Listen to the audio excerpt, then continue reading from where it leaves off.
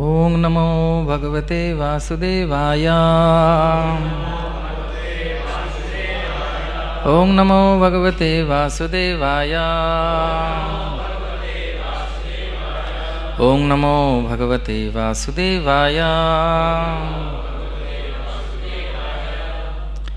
श्रीमद्भागवतम दशम स्कंद अध्याय 65 श्री बलरामेर वृंदावन परिदर्शन श्लोक नम्बर 2 ताई तो परिशुक्त्या चिरोत्कण्ठै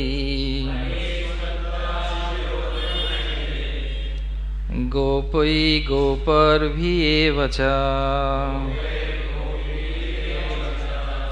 राम आवाद्य पितरो आशीर्भिः अभिनन्दितः परीक्षित्या चिरोत्कण्ठै गोपै गोपीभिरेव च राम आवाद्य पितरो आशीर्भिः अभिनन्दितः परिक्षित्या चिरोत्कण्ठै गोपै गोपीभिरेव च राम अभिवाद्य पितरो आशीर्भिः अभिनन्दितः। शब्दार्थ परीक्षित्या आलिंगन करलेन चिर दीर्घ समयेर जन्य उत्कण्ठै उद्विग्न गोपै गोपगणेर द्वारा गोपीर्भिः गोपीगणेर द्वारा एव वस्तुत च ओ रामः श्री बलराम अभिवाद्य श्रद्धा निवेदन करलेन पितरो तार पिता माता के नंद यशोदा आशीर्भिः आशीर्वचन द्वारा अभिनंदितः आनंदेर संगे अभिनंदित करलेन। अनुवाद एवं तात्पर्य शिल प्रभुपाद कर्तृक शिल प्रभुपाद की अनुवाद दीर्घ विच्छेदेर उद्विग्नतार परे गोपगण एवं तादेर पत्नीरा श्री बलराम के आलिंगन करलेन।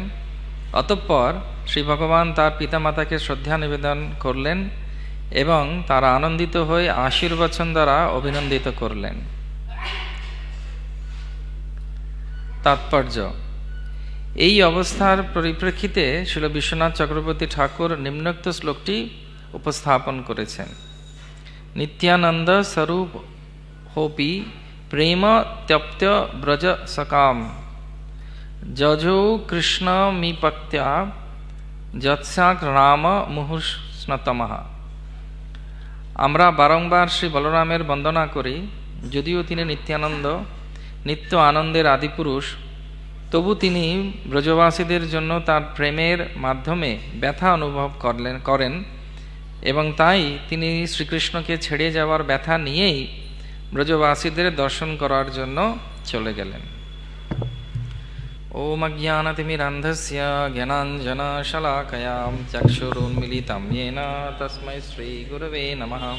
শ্রীচৈতন্যমনোভীষ্টं स्थापितं येन भूतले स्वयं रूप कदा मायं ददाति स्वपदान्तिकं।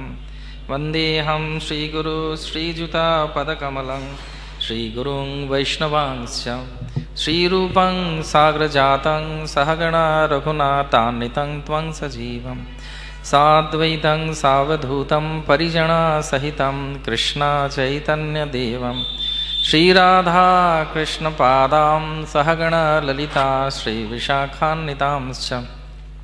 नमः ओं विष्णुपादाय कृष्णपृष्ठाय भूतले श्रीमते भक्तिवेदांत स्वामिनिति नामिने। नमस्ते सारस्वती देवे गौरवाणी प्रचारिणे निर्विशेष शून्यवादी पाश्चात्यदेशतारिणे। नमो महावदन्नाय कृष्णप्रेमप्रदायते कृष्णाय कृष्णचैतन्य नाम्ने गौरतिशे नमः। हे कृष्णा करुणा सिन्धु दीनबन्धु जगत्पते गोपेश गोपिकान्त राधाकान्त नमस्तुते। तप्तकाञ्चन गौरांगी राधे वृन्दावनेश्वरी विश्वभानु सुते देवी प्रणमामि हरिप्रिये। नीलाचल निवासाय नित्याय परमात्मने बलभद्र सुभद्राभ्यां जगन्नाथाय ते नमः। वंशाकल्पतरुभ्यश्च कृपा सिन्धुभ्य एव च पतितानां पावनेभ्यो वैष्णवेभ्यो नमो नमः। जय श्री कृष्ण चैतन्य प्रभु नित्यानंद श्री अद्वैत गदाधर श्रीवासादि गौरभक्तवृंद। हरे कृष्णा कृष्णा कृष्णा हरे हरे राम राम हरे हरे। मुखं करोति वाचालं पंगुं लंघयते गिरिं यत्कृपातमहं वन्दे परमानन्दमाधवं श्रीचैतन्य ईश्वरं श्रीगुरुदिनतारिणं। नारायण नमस्कृत्य नरं चैव नरोत्तमं देवीं सरस्वतीं व्यासं ततो जयमुदीरयेत्। नष्टप्रायेषु भद्रेषु नित्यं भागवत सेवया भगवती उत्तमश्लोके भक्तिर्भवती नैष्ठुके। हरे कृष्णा। আপনাদের সবাইকে অনেক অনেক ধন্যবাদ। আমরা শ্রী শ্রী রাধা গোবিন্দ শ্রীমন মহাপ্রভু জগন্নাথ বলদেব সুভদ্রা মহারানীর আশীর্বাদ নিয়ে শ্রীমদ্ ভাগবতমের এই শ্লোক সম্পর্কে কিছু আলোচনা করবার চেষ্টা করব। আপনাদের সবাইকে বিশেষভাবে ধন্যবাদ যে আমাকে এই আলোচনার সুযোগ দেবার জন্যে। যদিও আজকে আরেকজনের দেবার কথা ছিল, আমার মনে হয় ওই ঠাকুরের দরজাটা বন্ধ করে দিলে ভালো হয়। আপনাকে থেকে আওয়াজ আসছে তো তো আমাকে ভগবান এবং ভক্তের কৃপায় কিছু আলোচনা করার সুযোগ পেয়েছি, আর হরি গুরু বৈষ্ণবদের কাছ থেকে যা শিখেছি সেটা আমি বলার চেষ্টা করব। তো এটা হচ্ছে আমরা বিশেষত তিনটি বিষয় নিয়ে আজকে আলোচনা করব এই শ্লোকটির ওপরে। প্রথমটি হচ্ছে যে সঙ্গ। ভগবান যেরকম আমরা জানি যে ভগবান বৃন্দাবন, কালকে মহারাজও বলছিলেন যে ভগবান জানতেন যে তিনি যদি বৃন্দাবনে থাকেন তাহলে ব্রজবাসীদের অসুবিধে হবে। অনেক সময় ভগবানের অনেক কিছু ঘটনা যেগুলো ভগবান ঘটান সেটা আমরা বুঝতে পারি না পারতপক্ষে চর্মচক্ষু দিয়ে বা নিজের বুদ্ধিমত্তার মাধ্যমে সেটা বোঝা সম্ভব নয়। সেই জন্যেই সাধু গুরু বৈষ্ণবদের বিশেষ করে গুরুদেবের কৃপায় যখন আমাদের এই দিব্য জ্ঞান আসে তখন আমরা বুঝতে পারি যে ভগবান একটা কার্যের মাধ্যমে অনেক কার্যকে তিনি কি বলবো চরিতার্থ করেন। যেরকম ভগবান বৃন্দাবনে থেকে চলে গিয়ে মথুরায় থাকলেন, আর মথুরাতেও কালকে মহারাজ বলছিলেন যে মথুরাতেও উনি ব্রজবাসীদেরকে ডাকেননি। তার অনেক কারণ আছে। কারণ বিপ্রলম্ব ভাব হচ্ছে গৌড়ী বৈষ্ণব পরম্পরার মধ্যে সব থেকে শ্রেষ্ঠ, সেই জন্য বিরহ থাকলে ভালো। আর বিশেষত যে জন্যে আচার্যরা বলছেন যে ব্রজবাসীদের কাছে উনি যাননি, তার কারণ হচ্ছে উনি জানতেন যে আমি যদি যাই তাহলে অনেক ঝামেলা হবে ব্রজবাসীদের। যেরকম আমরা জানি যখন রথযাত্রায় বা কোনো বড় অনুষ্ঠানে যদি কোনো বিশেষ ব্যক্তিত্ব আসেন তাহলে খুব ঝামেলা হয়। যদিও আমরা চাই যে তারা আসুন, অনেক বাংলা ইংরেজি ভাষায় বলে প্রোটোকলস থাকে অনেক, এই নিয়ম পালন করতে হবে ওই নিয়ম পালন করতে হবে। টেম্পলের ভক্তদেরকেই তখন ঢুকতে দেবে না উনি যতক্ষণ আছেন, বর্ণনা যতক্ষণ আছেন, তো অনেক রকমের ঝামেলা হয়। যদিও ভগবানেরই আশীর্বাদ পাওয়ার জন্য তারা আসেন, তাদের কাছে আমরা কৃতজ্ঞ যে ভগবানকে সেবা করার জন্য তারা আসছেন এত ব্যস্ততার মধ্যেও। কিন্তু আমাদের একটু অসুবিধে হয়, তো ভগবান সেটা বোঝেন। যখন আমাদের 13ই আগস্টে 13 আগস্টে 2015-তে প্রোগ্রাম করার কথা ছিল, হলো যখন, তখন আমরা ভারতের অনেক বড় বড় গণ্যমান্য ব্যক্তিদেরকে চেয়েছিলাম যে ওনারা আসুন। অনেকে এসেছিলেন, তো ওনাদের মধ্যে কয়েকজন বলেছিলেন আমরা গেলে আপনারা ঝামেলায় পড়বেন, আমরা যদি যাই আপনাদের অসুবিধা হয়ে যাবে, কারণ এত নিয়ম নিষ্ঠা করতে হবে আমরা গেলে, তখন সৎসঙ্গের আনন্দ আপনারা পাবেন না। সেই একটু জড়জাগতিকভাবে বুঝতে গেলে যে ভগবানও ওরকমভাবে চাননি যে আমার যে ভক্তদের অসুবিধে হোক কোনো। আমরা যতটা না বেশি ভগবানকে ভালোবাসি, ভগবান তার থেকে বেশি আমাদেরকে ভালোবাসে। আমি একবার পুরী পরিক্রমার সময় শিল জয়প্রতাকা স্বামী গুরু মহারাজের সঙ্গ পেয়েছিলাম। তো উনি রাত্রেবেলা সব পরিক্রমা করার পর, যেহেতু উনি পুরো পরিক্রমা করতে পারেননি, তো উনি হুইল চেয়ারে ছিলেন এবং আমরা কয়েকজন ওনার সঙ্গে ছিলাম। তো উনি ভগবানের সিংহদ্বারের সামনে দাঁড়িয়ে আরতি করলেন জগন্নাথকে, তারপরে উনি পরিক্রমা করলেন পুরো মন্দির, ওই হুইল চেয়ারে পুরো মন্দিরটা উনি পরিক্রমা করলেন। আমরা কীর্তন করতে করতে গেলাম, আর গুরু মহারাজ পুরো জায়গাটা পরিক্রমা করার পর তারপরে উনি এসে আবার হাত জোড় করে ভগবানের সামনে দাঁড়িয়ে আছেন। তখন আমি ওনাকে জিজ্ঞেস করেছি যে আপনি তো অনেক ভালোবাসেন জগন্নাথকে, আপনি এতগুলো রথযাত্রা আপনি অনুষ্ঠান করেন, আপনার রেকর্ড আছে, একদিনের ভেতরে অনেকগুলো দেশে আপনি রথযাত্রা উদ্বোধন করেছেন, কলকাতার রথযাত্রা এত বছর হচ্ছে, আপনি কোনো বছর মিস করেননি, তো আপনি অনেক ভালোবাসেন জগন্নাথকে। তখন উনি কেঁদে ফেলেছেন এবং কেঁদে ফেলে বলছেন, আমি জানি না আমি জগন্নাথকে কতটা ভালোবাসি, কিন্তু এক বিষয় আমি সম্পূর্ণরূপে আমি কি বলবো, আমি নিঃসন্দেহে একটা কথা বলতে পারি, তো সেটা হচ্ছে যে ভগবান যে আমাকে অনেক ভালোবাসেন সেটা আমি জানি, কিন্তু আমি কতটা ভালোবাসতে পেরেছি ভগবানকে এটা আমি বলতে পারবো না। কিন্তু আমি এই বিষয়ে একদম কোনো সন্দেহ নেই যে জগন্নাথ আমাদেরকে এবং আমাকে অনেক স্নেহ করেন। তো সেই জন্যেই ভগবানের ভক্তকে ভগবান খুব ভালোবাসেন এবং ভগবানও সবসময় চান তার ভক্তর কাছে যাবার জন্য। আমি নিজে জানি শিল তামাল কৃষ্ণ গোস্বামী মহারাজ গুরুদেব বলতেন, কিছু কিছু মন্দিরে তিনি যেতেন শুধুমাত্র সেই ভক্তদের সঙ্গ লাভ করার জন্য। তিনি অনেক লেকচারে অনেক জায়গায় এমনকি আমাদের সরাসরি বলেছেন যে আমি অমুক মন্দিরে যাই, সেই ভক্তরা এত ভালোভাবে ভগবানের এবং প্রভুপাদের সেবা করছে, তাদের সঙ্গ লাভ করার জন্য আমি যাই, কারণ তারা এত ভালোভাবে ভগবানের সেবা করছে। এবার তিনি ছিলেন গুরু জিবিসি প্রভুপাদের খুব নিকটস্থ, কিন্তু তিনি বলছেন যে আমি যাই ওই মন্দিরে বা ওই জায়গায় বা ওই যাত্রায় শুধুমাত্র সেই ভক্তদের কাছে কৃষ্ণ প্রেমের আস্বাদন করার জন্য। ঠিক যেরকমভাবে আমরা দেখি শ্রী চৈতন্য মহাপ্রভুকে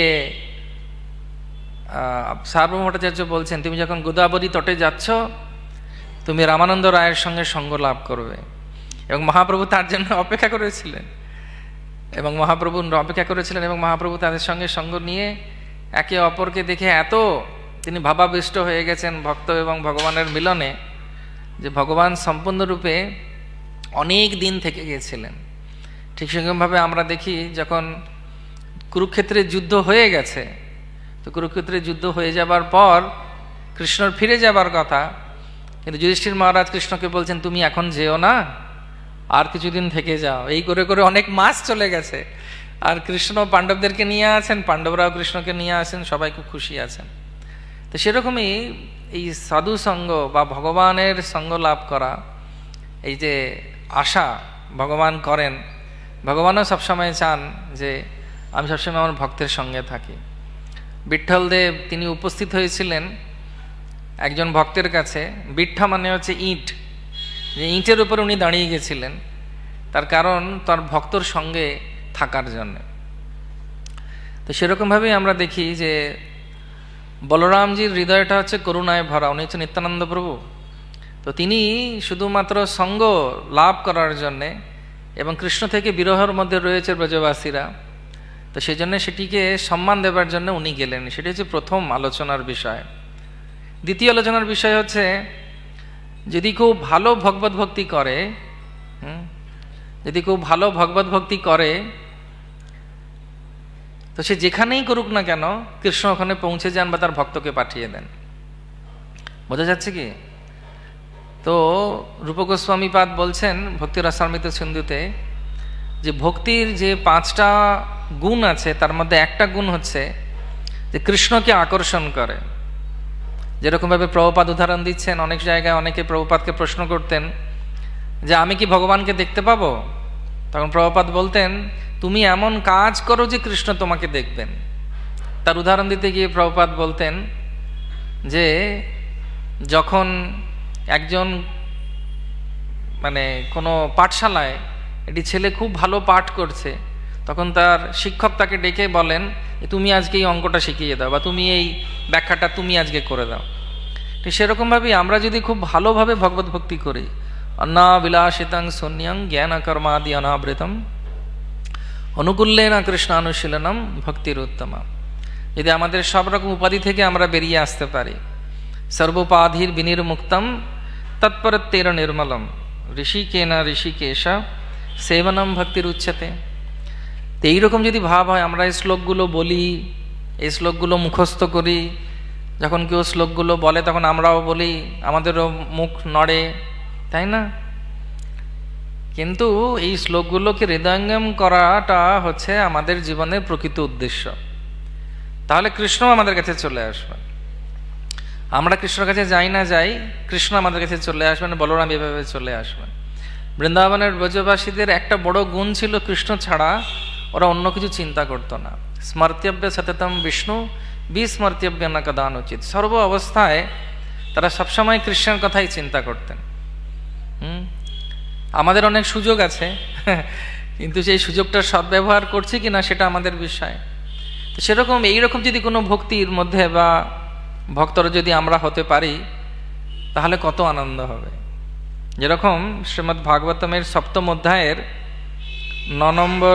7ম স্কন্দের 9 নম্বর অধ্যায়ে 9 নম্বর শ্লোকে 799 সেখানে যখন নৃসিংহদেব আবির্ভাব হবার পর নৃসিংহদেব উদ্ধার করেছেন হিরণ্যকশিপুকে, প্রহ্লাদ ওনাকে ঠান্ডা করছেন স্তুতির মাধ্যমে। তো প্রহ্লাদ মহারাজ এখানে বলছেন মান্য ধন অভিযান রূপ দৈহিক তপ শ্রুত অজ তেজ প্রভাব বল পৌরষ বুদ্ধি যোগা আরাধনায় হি ভবন্তি পরস্য পুংসাম ভক্ত্যা তুষাম ভগবান গজযুথোপায়। খুব সুন্দর শ্লোক। তিনি বলছেন, প্রহ্লাদ মহারাজ বললেন, আমি মনে করি যে ধন সম্পদ সম্ভ্রান্ত পরিবারে জন্ম, তপস্যা, পাণ্ডিত্য, ইন্দ্রিয় নৈপুণ্য, তেজ, প্রতাপ, শারীরিক বল, পৌরুষ, বুদ্ধি এবং যোগ শক্তি, এই সমস্ত গুণের দ্বারাও ভগবানের প্রসন্নতা বিধান করা যায় না। ভগবান কেবল ভক্তির দ্বারাই প্রসন্ন হন। এই সমস্ত গুণে গুণান্বিত না হলেও গজেন্দ্র কেবল ভক্তির দ্বারাই ভগবানের প্রসন্নতা বিধান করেছিলেন। তো অনেক সময় যেমন ভগবান ভগবদ্গীতায় বলছেন, প্রকৃতে ক্রমানানি গুণৈ কর্মাণি সর্বসা অহংকার বিমূঢ়াত্মা করতামিতি মন্যতে। কুন্তী মহারানীও বলছেন জন্ম ঐশ্বর্য শ্রুত শ্রীভি। সেটাকে আরো বিস্তারিত করছেন এখানে কে না, প্রহ্লাদ মহারাজ। এক একটা করে আমরা দেখি যে এই জিনিসের জন্য আমাদের অহংকার হয়। এরকম মহাভারত বলে intention is more important than the skill. কি উদ্দেশ্যের জন্য আমরা কাজটা করছি সেটা হচ্ছে বড়, কি কাজ করছি সেটা বড় কথা নয়। যেরকম এক জায়গায় একটি শ্লোকে খুব সুন্দর উদাহরণ দেয়া হয়েছে, কৃষ্ণ আমাদের প্রেম দেখেন, পারফেকশন বা নৈপুণ্যতা দেখেন না। এটা খুব সূক্ষ্ম। হয়তো আমরা খুব ভালোভাবে কোনো কিছু করার চেষ্টা করছি বা লোকে স্তুতি করছে আমাদেরকে দেখে, কিন্তু আমরা জানি যে আমরা কি জিনিস। হরে কৃষ্ণ, ওখানে তো কাউকে ঠকানো যাবে না। একজন অনেক ওপরে একটা মূর্তি বানিয়েছে, ভাস্কর বানিয়েছে, ভাস্কর্য। তো ভাস্কর্য বানাবার পর খুব সুন্দর ভাস্কর্যটা হয়েছে। তো নিচে থেকে দাঁড়িয়েও বলছে, ওর কারিগর যে সহকর্মীকে বলছে ওটা ভেঙে ফেলতে হবে। বলছে এত কষ্ট করে বানালে আবার ভাঙবে কেন? তার কারণ হচ্ছে এটা তো সুন্দর লাগছে দেখতে, কিছু বোঝা যাচ্ছে না। বলছে না, ওর কানের লতিটা একটু ভেঙে গেছে। বলছে বারে বাবা, 100 ফুট উপরে এই জিনিসটা দাঁড়িয়ে আছে, লোকে দেখতেই পারবে না যে কানের লতিতে কি হয়েছে। বলছে কেউ দেখুক না দেখুক, আমার মন খচখচ করবে যে কানের লতিটা ভাঙা। হরে কৃষ্ণ। জগতের লোক বুঝতে পারবেন না কিছু, সে বুঝতে পারবে না যে মূর্তিটা কেমন বানিয়েছি, কিন্তু ওরা আমাকে স্তুতি করবে যে খুব সুন্দর হয়েছে। কিন্তু আমি তো জানি যে ওইটার ভাঙা হয়ে রয়েছে, তখন খারাপ লাগবে আমার। যদি সৎ হয়, চালিয়ে দাও, কি আছে, অন্য কেউ হলে এরকম ভাববে। ঠিক সেরকম ভাবেই এখানে প্রহ্লাদ মহারাজ বলছেন যে ভালোবাসতে গেলে ভগবানকে, ব্রজবাসীদের এই গুণটি ছিল, তারা শুধু ভক্তি করেছে ভগবানকে, সেই উদ্দেশ্যের জন্যই আসা। তো তিনি বলছেন ধন সম্পদ, যখন কারুর ধন সম্পদ থাকে তখন তার অহংকার হয়। আমি জানি না, আমাদের না মন্দিরের নিচে লেখা উচিত নো মোবাইল। আজকে প্রায় 6 বার মোবাইল বাজলো লোকের। তো আমার মনে হয় নিচে একটা বোর্ড লিখে দেওয়া উচিত, যখন আসবেন তখন মোবাইলটা বন্ধ করে আসবেন। এটা একটা সম্মান ভগবানকে দেবার জন্যে। সবাইকে আমার সঙ্গে একমত? হ্যাঁ। আর যদি কারোর এবার মোবাইল বাজে, তাহলে আজকের মন্দিরের সব খরচা তাকে দিতে হবে, ঠিক আছে? সব খরচা তাকে দিতে হবে, আজকে যার মোবাইল এখন বাজবে। আমি ব্যক্তিগতভাবে তার সঙ্গে কথা বলবো। হরে কৃষ্ণ। এবার আর বাজবে না, আমি জানি।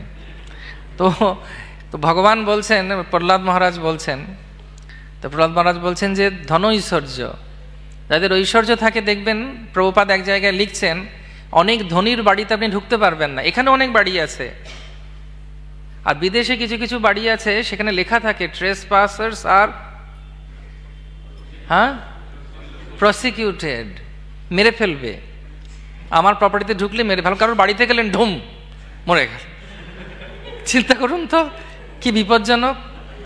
ভারতবর্ষে আগে লেখা থাকতো অতিথি দেব ভয়, এরকম লেখা থাকতো। মানে ভারতবর্ষ আগেকার দিনে লোকে জিজ্ঞেস করতো খাবার আগে, এখন ভুল করেও সেটা করবেন না, যে কেউ কি না খেয়ে আছো, তাহলে নিজে খেয়েই ক্রান্তিদেব হয়ে যেতে হবে। হরে কৃষ্ণ। কিন্তু ধনীদের বাড়িতে ঢোকা যাবে না। কেন ঢোকা যাবে না? তার কারণ হচ্ছে লেখা আছে। তা নাহলে কিছু না লেখা থাকলেও দরজার গোড়ায় দাঁড়িয়ে থাকে। তা আপনি ঢুকতে গেলেই আপনি চিন্তা করবেন ধুতি পরে আছি, যদি কামড়ে দেয় অনেকটা মাংস চলে যাবে, তার থেকে না যাওয়াই ভালো। একবার আমি যখন প্রথম মন্দিরে জয়েন করেছি, মধুয়া প্রভু ছিলেন এখানে। তা আমরা মধুয়া প্রভু আর আমরা একটা প্রজেক্ট করলাম। তখন আমার কাছে সেবা ছিল না মন্দিরে। তো সেবা যখন ছিল না, তখন আমরা মধুয়া প্রভু আর আমি খুব সময় কাটাতাম। তো প্রভু সেবা করতেন ঠাকুরের, আমার এক একটা প্ল্যান আসতো মাথায়, কি করা যাবে, কিছু একটা করতে হবে। তখন কোনো ডিপার্টমেন্টই দেয়নি আমাকে, খুব বিন্দাস ছিলাম, খুব মজা। তখন কোনো ডিপার্টমেন্ট নেই, কিছু নেই, যা ইচ্ছে করো। তখন কি বলে, কি পিরিয়ড বলে যেন ওটাকে ইংলিশে, যাই হোক, হ্যাঁ বেঞ্চে আছি বোধহয়, বেঞ্চে ছিলাম, আশ্রমে বেঞ্চে ছিলাম। তো তখন প্রভু হঠাৎ করে একদিন বললেন, একটা কাজ করো, চলুন আমরা প্রভু আমরা নেবার্স প্রিচিং করি। আর আমাদের নেবাররা তো সব হরে কৃষ্ণ, সব হাইফাই, সবাই আলাম ঢুকতে দেবে? বুঝি চলুন না, চেষ্টা করে দেখা যাক না, গীতা যদি না নেয় একটু কিছু প্রসাদ দিয়ে চলে আসবো। তো তখন অনেকের বাড়িতে গিয়ে এই অভিজ্ঞতা হয়েছিল। যেমন কোথাও দারোয়ান আমাদেরকে দেখে একটু বকা দিয়ে চাড়িয়ে দিয়েছে, কোনো কোনো জায়গায় দরজায় লেখা আছে ওখানে, এখানে বেল টিপুন, ওখানে বলতে হবে কি উদ্দেশ্যের জন্য এসেছি, বলতে হবে সেলসম্যান নয়, আমি এই কারণে, যে তাদের ইচ্ছে হলে আপনাকে ঢুকতে দেবে। এই জন্য ধনসম্পদ থাকা খুব অসুবিধে। সম্ভ্রান্ত পরিবার জন্ম, এটাও একটা বাধা ভক্তির পথে। সম্ভ্রান্ত পরিবারে জন্মগ্রহণ করলে কি হবে? তার সুযোগ নেওয়া উচিত, কিন্তু অনেকে কি বলে, গর্ব হয়ে যায় অনেক পাণ্ডিত্যের জন্যে, সম্ভ্রান্ত পরিবারের জন্যে। তো যতই কিছু হোক না কেন, আমি কিন্তু এই বাড়ির ছেলে, তাই না? তো বাঙালি অনেক বাঙালি জমিদার মানে বাড়ি দেখবেন, আমাদেরকে অনেকে দান করতেও চান। তো প্রথম যে যিনি জমিদার চুরি করেছিলেন সম্ভ্রান্ত পরিবারের, ওইটা থেকে যায় হড়মটা, দম্ভটা। তো প্রথম যিনি থাকেন তিনি হচ্ছেন কেনারাম, উনি কিনবেন সব জমি জায়গা, কেনারাম। তারপরের জেনারেশন হচ্ছে ভোগীরাম, বাবা করে গেছে, ছেলে ভোগ করছে, আয়েশ করছে, মজা করছে। তারপরে হচ্ছে বেচারাম, সে বেচে বেচে বেচে বেচে জীবন কাটিয়ে দেবে। চতুর্থ হচ্ছে দুঃখীরাম, তার কাছে কিছুই নেই, বাড়িটা পড়ে আছে, ভাঙা বাড়ি। কলকাতায় অনেক রকম বাড়ি দেখবেন, ভাঙা বাড়ি পড়ে আছে, আর ভেতরে জমিদার বাবু বসে আছেন, লুঙ্গি আর টি শার্ট পরে, ঠিক আছে, আর কিছু নেই, দাদা বাবা বিক্রি করে দিয়েছে, কিছুই নেই। আর উনি শুধু ভাবছেন যে কিভাবে মেনটেন হবে, কিভাবে চলবে, আমি তো বুঝতে পারছি না। তবু দম্ভ যায় না, না আমি কেন যাবো, আমাকে নেমন্তন্ন না করলে যাব না, আমাকে সম্মান দিয়ে কার্ড দিয়ে ডাকতে হবে। সম্ভ্রান্ত পরিবারে জন্মগ্রহণ। তপস্যা, অনেকে তপস্যা করে অহংকার এসে যায়, ভগবত ভক্তি পায় না। একবার একজন যোগী তপস্যা করে চান করে উঠেছেন, ওনার মাথায় অনেক জটা। তো জটা, তো উনি জটা কিভাবে শুকোয়, গামছা দিয়ে তো জটা শুকোনো যাবে না। তো উনি গঙ্গায় স্নান করে উঠে দাঁড়িয়েছেন, আর জটাটাকে বেঁধে দাঁড়িয়ে আছেন কোমরে হাত দিয়ে, যে শুকোচ্ছে ওটা, ঠিক আছে। সেদিক থেকে আমরা অনেক নিশ্চিন্ত। তো তো জটা যখন শুকোচ্ছে, দুটো পাখি ওই জটাটাকে পাখির বাসা ভেবে ডিম পেড়ে চলে গেছে। এবার ডিম পেড়ে চলে গেছে, ডিম পেড়ে চলে যাওয়ার পর তো উনি যোগী, কিন্তু হৃদয়ে তো প্রাণী হত্যা করবেন না। তো উনি মনে হয়েছে এই রে কেলোর কীর্তি করেছে, কি হবে এবার। তো উনি ওইভাবেই দাঁড়িয়ে আছেন, আর যোগী 6 মাস ধরে দাঁড়িয়ে আছেন ওইখানে, ওই পাখির ডিম তা দিয়ে তার বাচ্চা ফুটে উড়ে যাওয়া না অবধি উনি দাঁড়িয়ে আছেন। মানে ভাবতে পারছেন শেভ করা কত ভালো।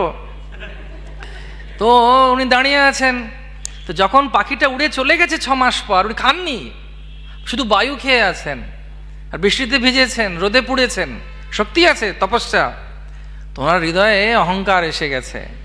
উনি ভাবছেন এরকম কেউ করতে পারবে, পাখির বাচ্চাকে বড় করে পাঠিয়ে দিলাম দাঁড়িয়ে থেকে এক জায়গায়।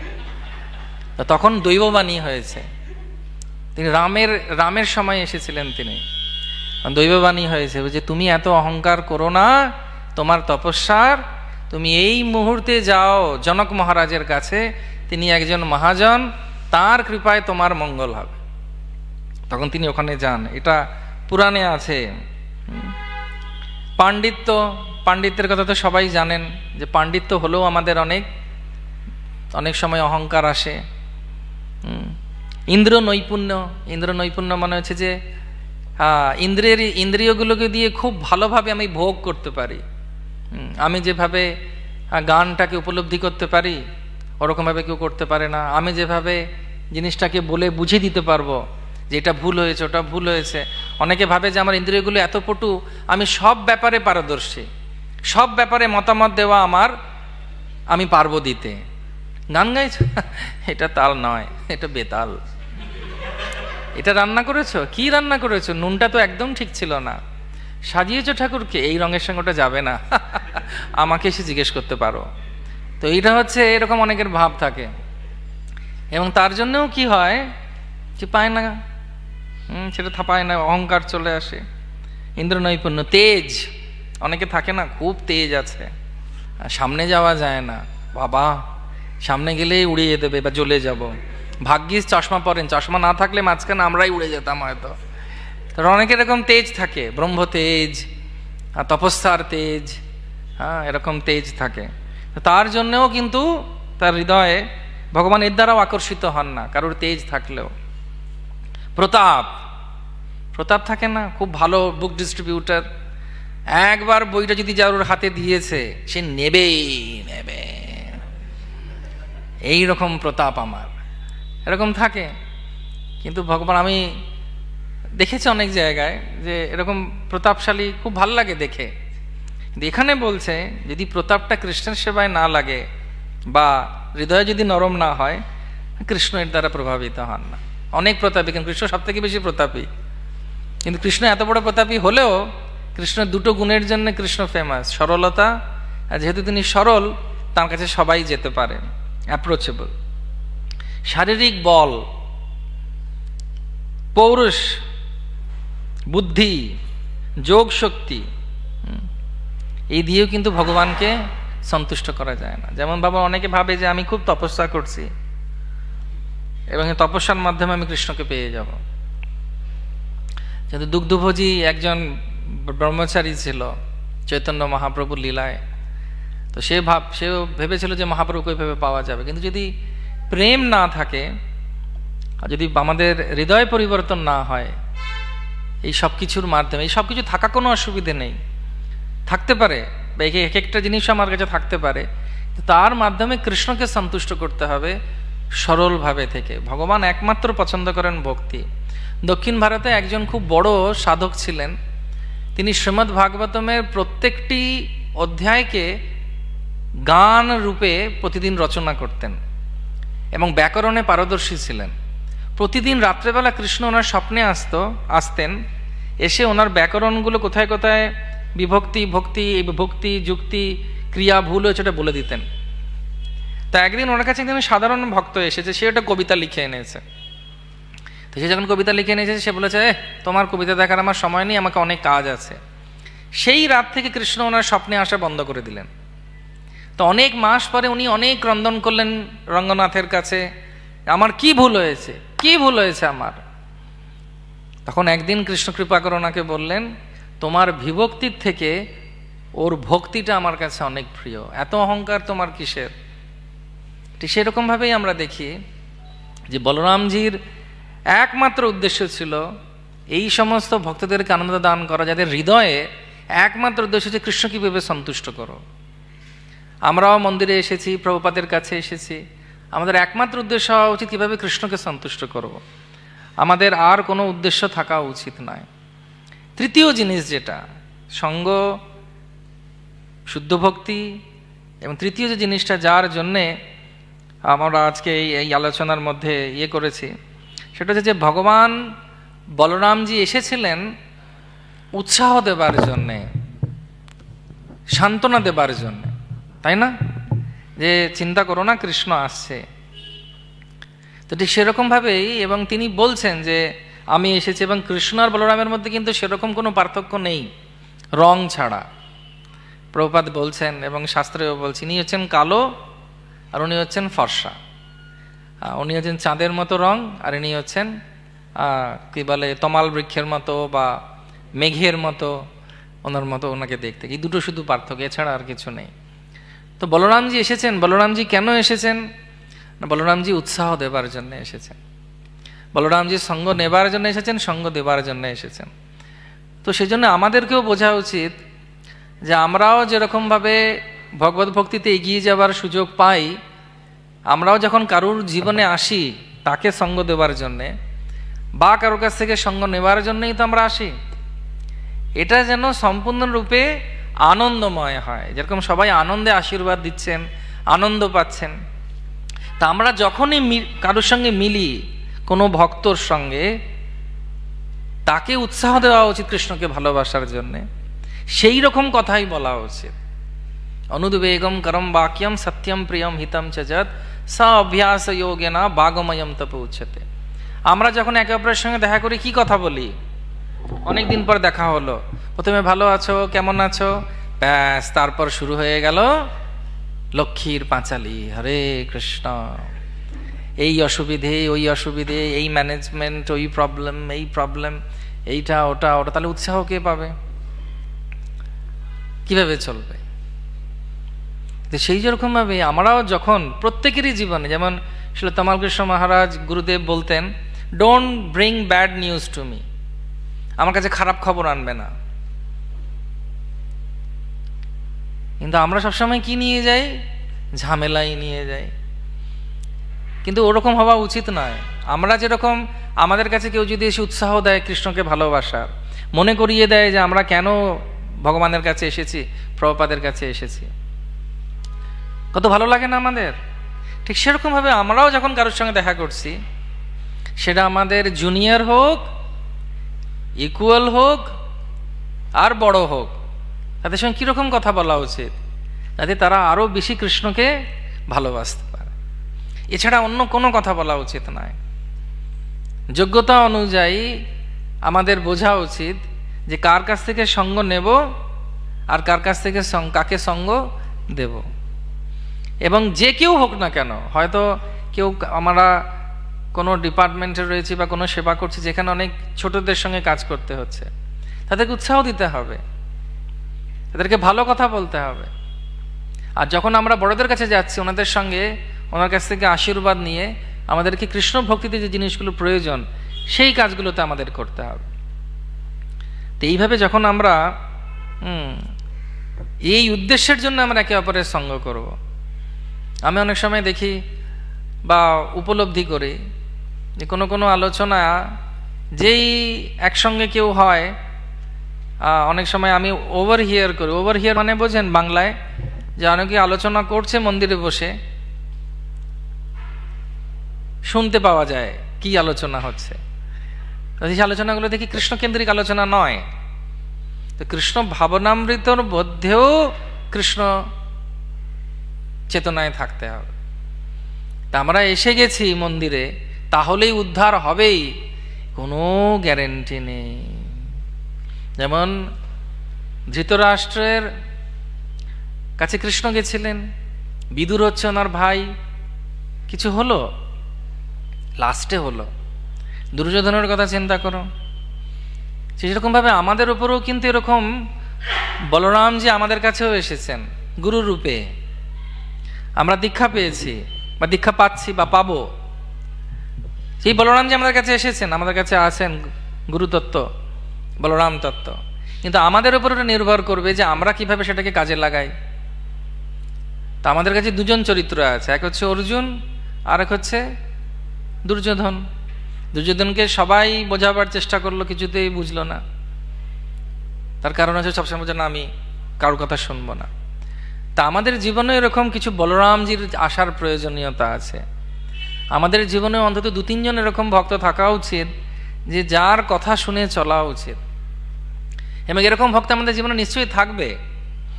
অনেক সময় অনেকে বলে যে আমি এতটা জেনে গেছি যে আমার আর দরকার নেই কারোর।